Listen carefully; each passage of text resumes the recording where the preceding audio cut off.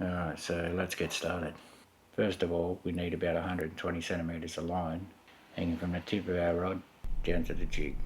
Start off with a slow, deliberate backswing until the rod roughly is parallel to the ground.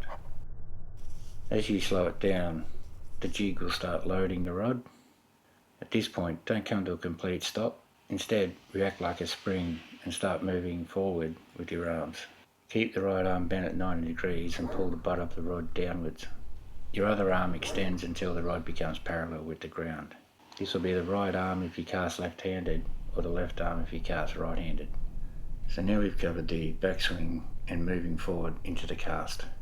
You need to start without jerking the rod, and the cast needs to be smooth start to finish, and the jig swings like a pendulum.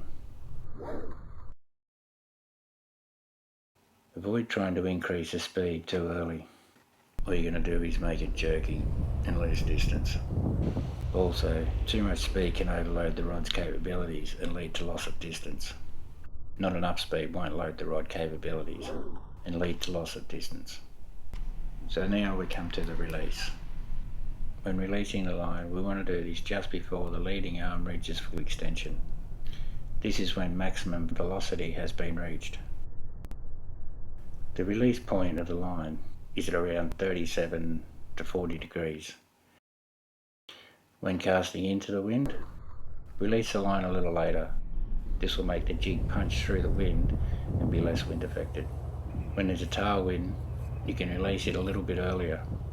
The jig will launch higher and the wind will help carry the jig further.